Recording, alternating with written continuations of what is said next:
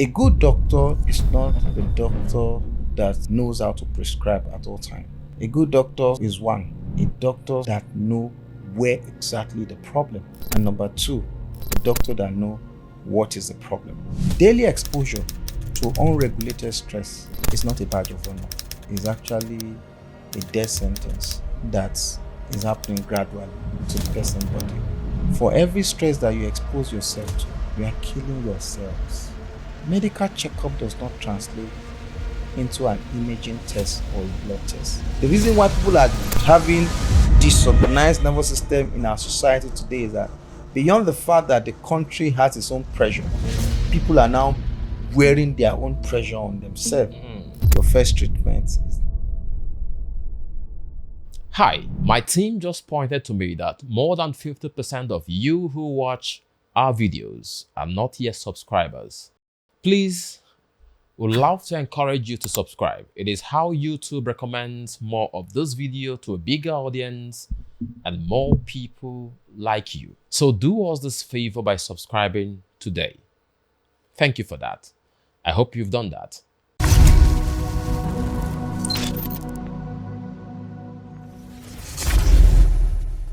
Dr. Yusuf, welcome again to the Lab Show. Nice being on the show again. Thank you Thank very you. much. So Dr. Yusuf is a consultant expert neurologist. Issues around how your brain function, nervous system, how you can handle stress, stroke, preventive medicine.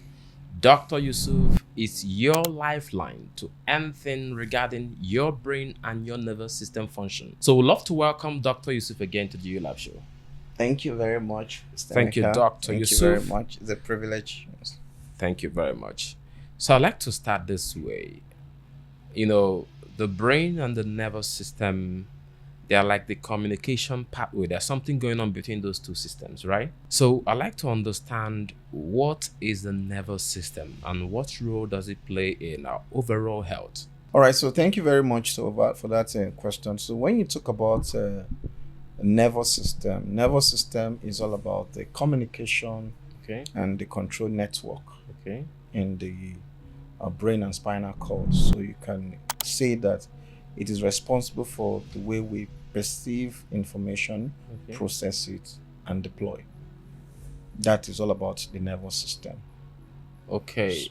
The nervous system is responsible for how we perceive information, how we process the information, then how we deploy the information. So can you describe what a dysregulated nervous system actually means and feels to the body? So because if it is a pathway to sensing, processing, and deploying information, what does it mean when we say it is deregulated? And how does the body tell that this system is overloaded or dysregulated? All right, so that is actually a very complex, it's going to be a complex way of explaining, but I'll try to break it down. Okay. So like I said again, whenever I use the word nervous system, it simply means a network. Okay. It's a network of system where you communicate, interact, and we can also control our interaction. And that is the way I can easily define it for people to understand. Okay. Now, when you now talk about nervous system, the brain is a component of the nervous system. Okay. But for me to break it down for people to understand, we have two divisions when you come to nervous system. Okay. There's what we call the central nervous system. Okay. And there's what we call the peripheral nervous system. Okay. So when you now talk about the central nervous system, it means it is the nervous system at the higher level. Okay. Now, those are the brain and the spinal cord. Okay. Now, when you now talk about the peripheral nervous system, it means those are the one that is happen at the peripheral of the nervous system. Okay. And that is where we talks about your cranial nerves. That is where they come into place. Okay.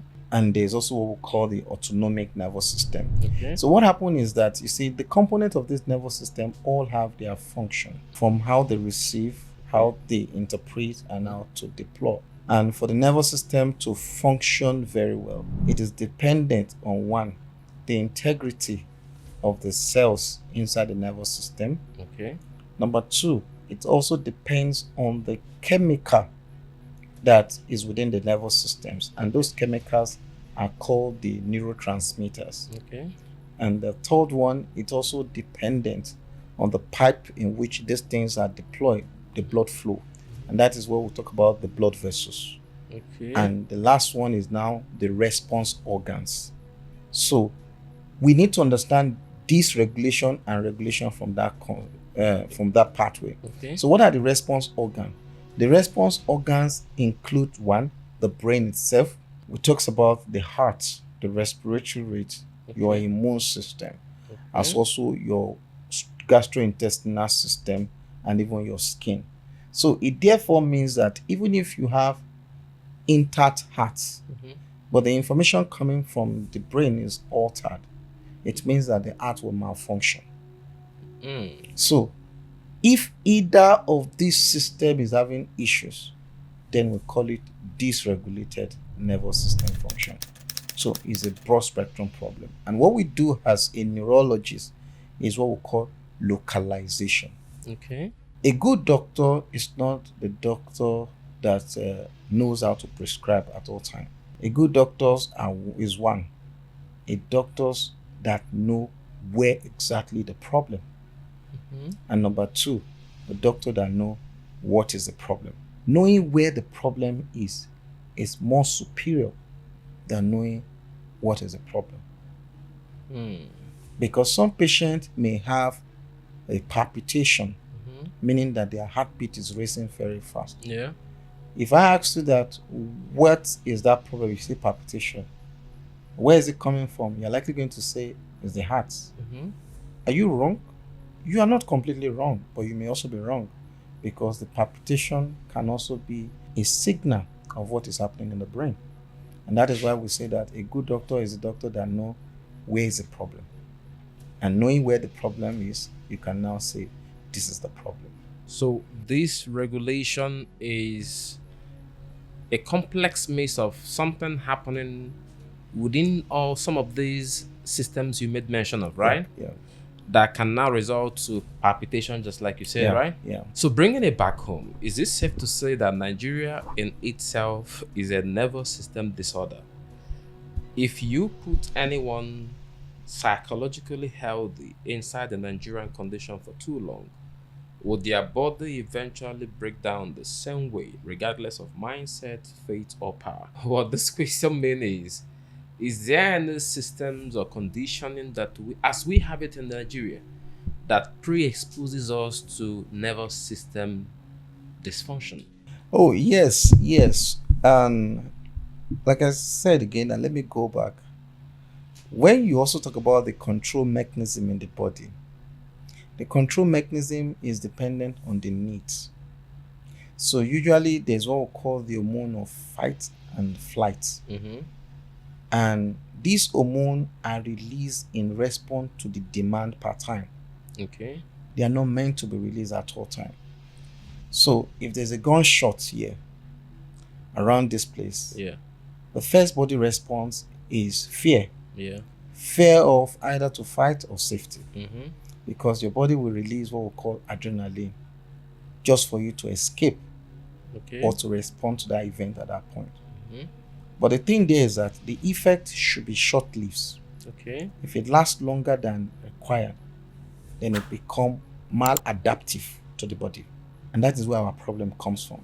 And then for me to now extrapolate that to what is happening in the country, it depends on where you are. But like you rightly said, we know that we live in a country where there is always constant fear of tomorrow, fear of even today. You are traveling, you are afraid of kidnappers, you are hearing news of one bad thing or the other. What this thing does to your system is that it puts your system in a perpetual release of these chemicals, and these chemicals will now start rewiring your brain. And once it's rewiring your brain, it keeps sending signal to your heart.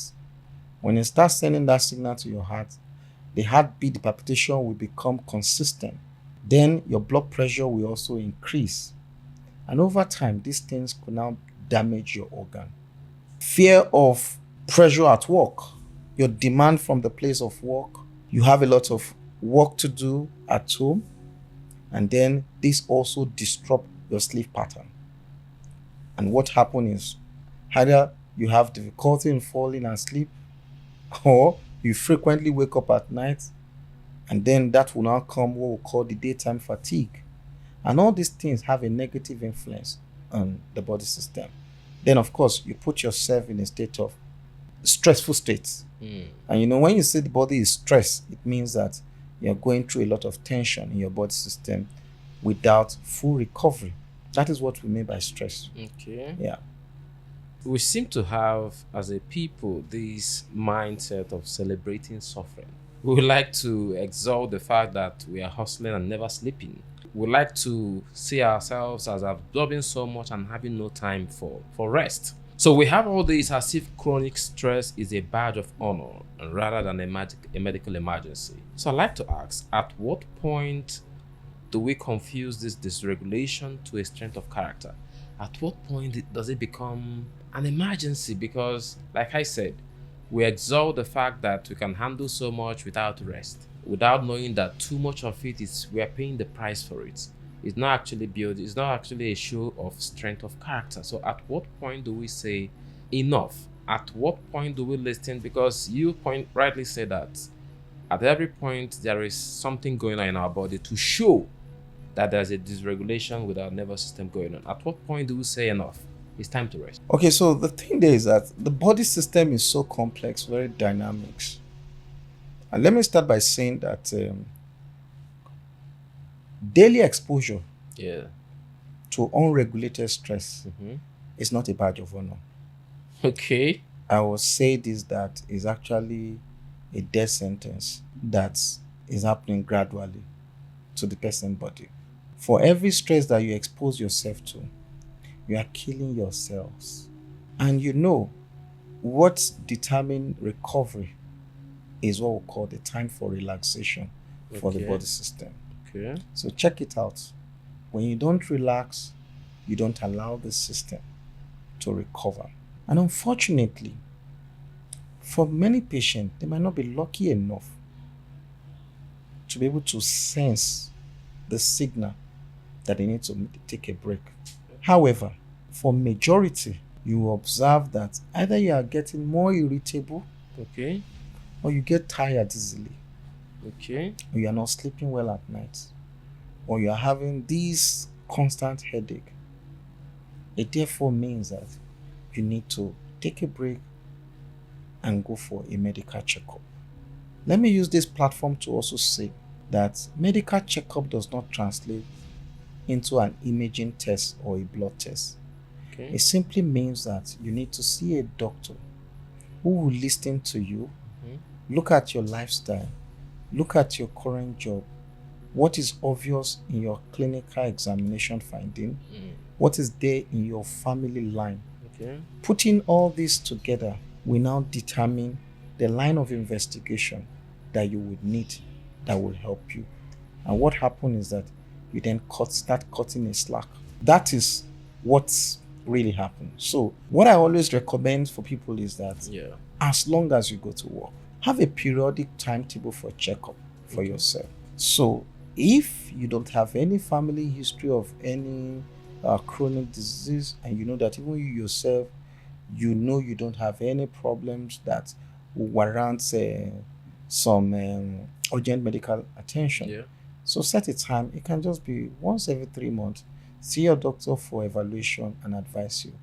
However, once you now notice that you're having body ache, you're feeling weak, loss of interest, you're getting irritable, then you need to see your doctor so then he can properly advise you on the tips that you need to manage those stress at that point in your life. So please walk me through, because I want to understand how deeply important is this nervous system. You talked about the brain being part of this nervous system, right? And you also talked about the palpitation someone might be having here or in his heart being caused or from a signal from the brain. So walk me through how deeply important it is that we have a balanced, functioning nervous system. And it also stems from what it is designed to do first, then why it is deeply important that we have a balanced nervous system. Like I said, that nervous system is a network Yes. of neurons that is designed to communicate, to receive, process information, and deploy. But beyond that, everything about our body has a connection. Like I also said, that part of the nervous system is what we call the autonomic nervous system, the self-controlled nervous system that we have. Okay. And then we have what we call the sympathetic nervous system and the parasympathetic nervous system. For a layman, I will call the sympathetic nervous system as the discharging nervous system, where it releases energy for you to execute a function. The parasympathetic is the one that actually conserves energy. And that is why during the day, your sympathetic discharge is high because you have a lot of things to do for the day. So the body already understands that you need this and is going to release it in that number for you. Now, there is a connection between your central nervous system, which is the component of the nervous system, and your heart. So what happens is that when there is a stressful event going on, the brain will deploy the sympathetic discharge to the heart. What then happens? The heart will start beating without rest. And when the heart is beating without rest, what happens? There's going to be compensatory elevated blood pressure. So that stress is not removed because the mind is not settled. There's release of hormones. And some of all these hormones are the chemical. One of the chemical is called cortisol, the stress hormone. This stress hormone will start increasing your glucose supply to the heart. And that is why uncontrolled stress can also lead to diabetes mellitus. Uncontrolled stress can also cause weight gain for patients. So that is how it channels to it. That is one of the things that happen when you have unregulated stress. So everything about us, everything about your activity, the way your stomach responds, the way your breathing responds, everything has a control center in the brain. It is what the brain sends per time that determines the response it gives to that place. And the brain is something that is an adaptive structure. It can also be maladaptive because what you give to the brain determines what the brain eventually responds to in return. And that is why when there is stressful things around you or anything that trigger fear, there's going to be surge in that discharging chemical that I call sympathetic. And that's why you notice that when people are afraid, if there's an accident or bad news, they'll start breathing very fast. They start hyperventilating. And imagine if you are in that state of breathing very fast for a long period of time. That can also affect your breathing muscle, and which now cause more problem for the person. Now, that deeply explains, I think, a lot of things. So from what you have explained, can you truly heal from a dysregulated nervous system functioning now while still living in the same condition that is causing the issue or that's breaking it? So it could be the same job, it could be the same financial pressure, it could be the same household, it could even be the same country, maybe Nigeria in this context.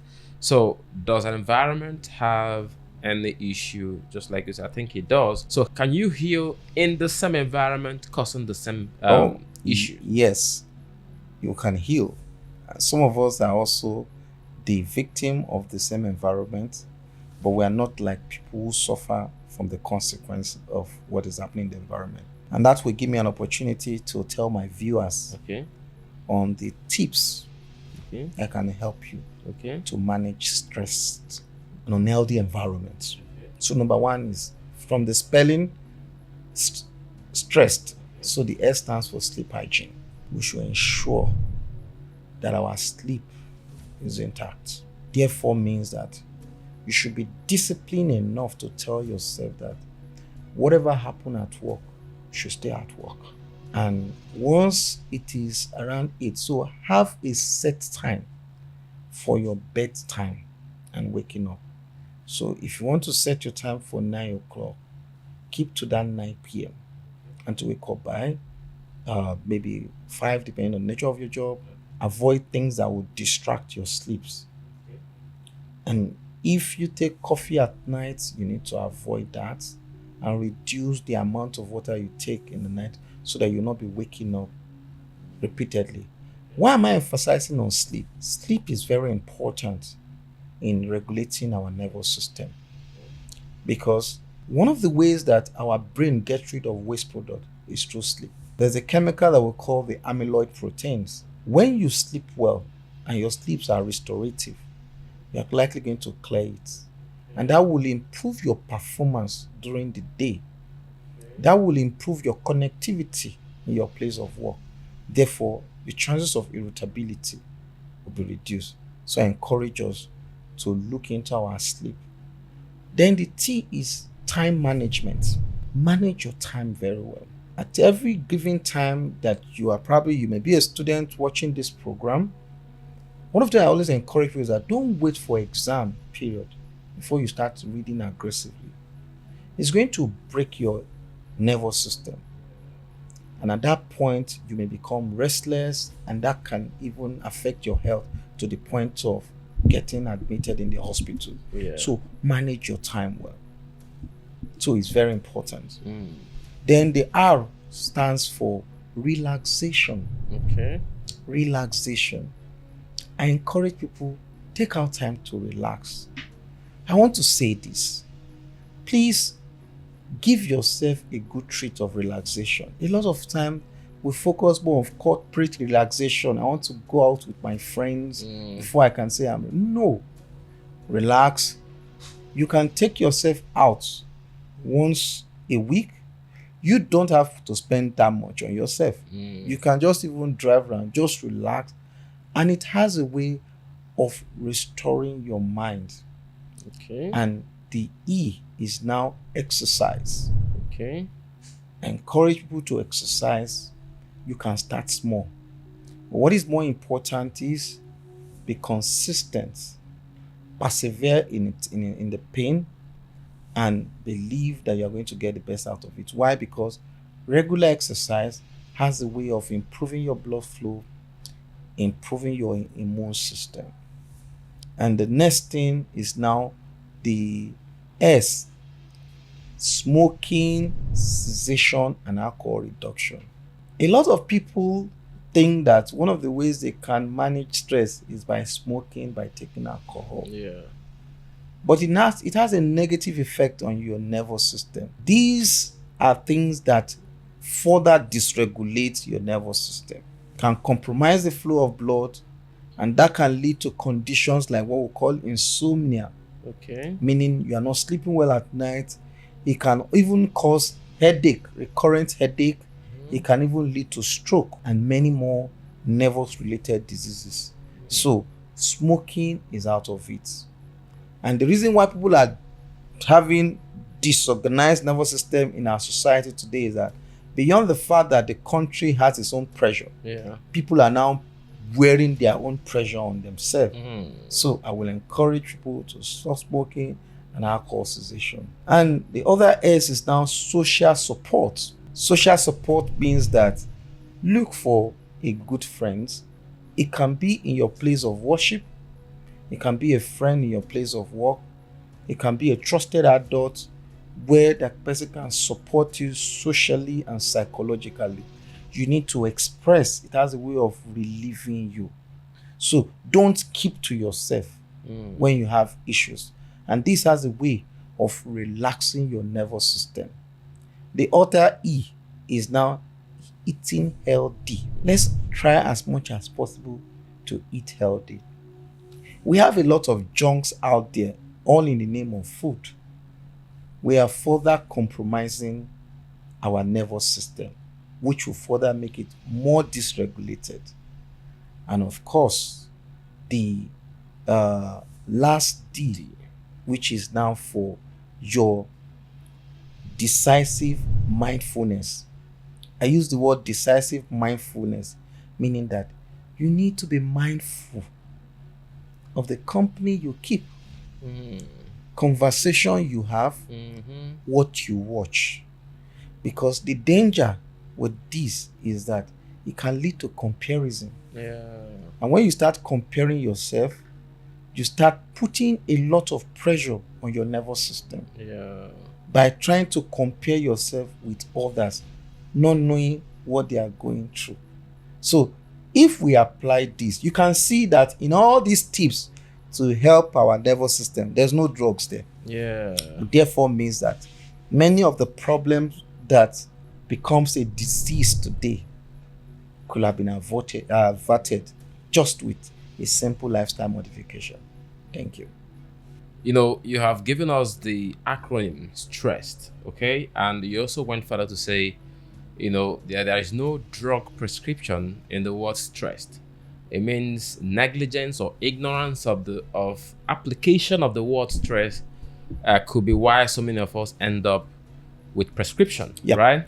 Okay, so assuming my body finally got the rest, the peace, and the safety it's been begging for, what should I be doing today, now, that will give me or bring that peace and calm to my life? All right, so let me go back to what I said earlier. And number one, I'm going to repeat that same prescription for you. Like I always tell people is that your first treatment is lifestyle changes. Your first treatment is lifestyle change. Your second treatment is regular checkup. Let's liken it to your car. Your most favorite car in your compound, in your house. You know that first of all, it's not about the mechanic. It's about how you drive your car.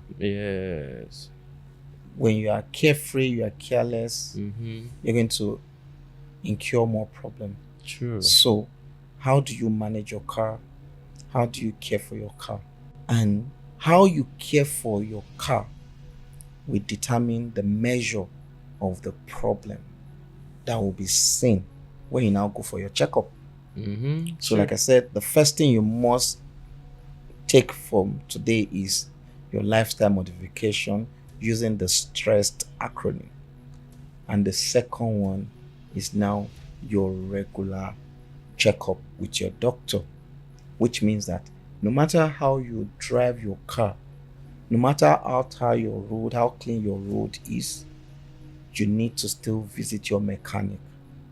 Maybe depending on the kind of car you're using, you need to see the mechanic so that they can check the oil, gauge it, at what point does it require changes. You don't wait for your oil to short before you go to mechanic. And that is the same thing that applies to our health. You are doing the right thing by applying your lifestyle changes, but then go to your doctor. Your doctor will now examine you, listen to you, assess the way you have been applying your lifestyle changes, and guide you to tell you if you don't rightly apply it, it's going to guide you on one or two things to change, and then examine you, tell you relevant investigation that you need to do part time. So let me repeat again, the STRESS acronym, like I said, the sleep hygiene, ensure that you have a restorative sleep. And the T is manage your time well. Don't be under pressure. That is what the time management is telling us. And of course, the R is relaxation. You don't need corporate move to say you are relaxing. You can do that on your own. You can even relax by just laughing, by meditation. Of course, the E is exercise, regular exercise, which I encourage people that you don't need to go to the gym if you cannot. Your house, you can do a little bit of exercise and you tailor to what your body can adapt per time, and you progressively increase. And of course, the S is now social support. You must have somebody that you can relate your challenges to, because whether we like it or not, challenges will come. But how we manage it matters. The richest man on earth have his own challenges. But of course, you must have a social support network who can help you. then smoking cessation and alcohol reduction, then eating healthy, and the D is decisive mindfulness. I'm more interested in that because when you look at people today, we compare ourselves with especially some of all the celebrity people who are doing well, Yeah. and you start running down yourself. And when you do that, even if you eat well, you are bombarding your nervous system with information, and the nervous system is confused. It's getting positive news, I'm getting more of negative news, and of course your nervous system tend to gravitate towards where you have the predominant news and Okay. towards the negative, and it start giving you a negative vibes from your system. Interesting. Research shows that a dysregulated nervous system makes you worse at financial decisions. You become more impulsive, short-term focused, and you're more likely to spend to self-soothe and less able to delay gratification. Can you tell us about that? How does this impact your decisions? Let me go anatomical Okay. to my audience so that they will understand. The nervous system has some parts. Okay. And there's a part of the brain that we call the hippocampal area. Okay. It is a part of the brain that helps in memory. There's a part of the brain that we call the amygdala, which is the part of the brain that is responsible for enjoyment, emotion. Okay. And there's a part of the brain that we call the prefrontal cortex, which is a part of the brain that is responsible for planning, your orientation, your judgment. Okay. So it therefore means that when you have a dysregulated nervous system, which can be caused by reversing or any of those tips I give you. Maybe you are not sleeping well at night, you're not managing beyond palpitation, tiredness, and every other thing. This part of the brain will also be affected. Okay. So it means that when you are stressed, the nervous system is dysregulated. The evidence that will show is that the hippocampal area will be affected. Then you notice that memory will decline. You start forgetting things easily. And then you start asking questions. How old am I? I'm just forgetting. And that's why you see some people that the burden of work, the pressure at work is so much that they park their car inside the compound. They pass their car. They open the gates. And then they are with the car key and looking for, where did I park my car? So it shows that the person has so much, and those things are not good. Now, if the amygdala is a part of the brain that is affected at that point, like I said, it's a part of the brain for emotion. Yeah. It means that fear will saturate you. And you know what fear does? Fear hinder you to do what you are supposed to do. Sure. And if the part of the brain that is called the prefrontal cortex is affected, which I said it is for planning, orientation, judgment, financial management. Therefore, you start mismanaging your phone. Your plan will be erratic. You can just enter a place and just say, please just carry this chair, take it outside. And that's why people will come and say, are you sure I make that decision? Yeah. Are you sure I make that decision? You mean that this was the way I judged the matter? Sure. So these are because of dysregulation in this part of the brain, because of the overloading of the negative signal in those areas. And like I said, if you don't identify a signal, then it can now become a disease. Interesting. You know, there's this idea or concept called somatic healing or somatic experiencing. So I'd like to start by asking, what is somatic healing? Okay, so somatic simply means body. Okay. That's what somatic means. So when you say what is somatic healing, the simple way is it is body healing. But the question there is that a body will need healing when there's a problem. And like I said, what is causing the body problem? You can't heal the body without healing the root cause. Sure. So, in other words, you can't really say somatic healing. You can actually say the mind healing.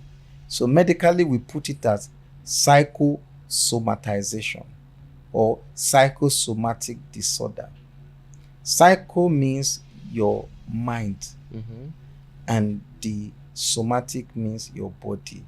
So, we can now say that the psychosomatic disorder is the disorder of the mind body. So it therefore means that many of the somatic problem that you are seeing is actually from the mind. So there's nothing like the somatic healing, it's more of the mind healing. So that is why when some people are so afraid, they are so scared, or their mind is disturbed, they start having some physical manifestation. And that's why they can say, doctor, it looks like blood is not flowing well in my hand. It looks like I'm having numbness. It looks like my hand is weak. And like I said earlier in the program, that what you do as a doctor is not to diagnose the symptoms, but for you to find out where is it coming from. So if it's coming from the mind, then what they need more is psychotherapy. You must address the root cause. Once you heal the mind, indirectly, the healing of the body will take place. Thank you for staying by and completing this video. But we have another video somewhere on the screen that will take you deeper into the knowledge that you want that will change your life. So click somewhere on the screen for the next video showing. You will love it. It is about your well-being and the psychology that you need to flourish. This is ULab, and we are here to make sure that your life gets better. Thank you. So click on it somewhere on the screen, and I'll see you there.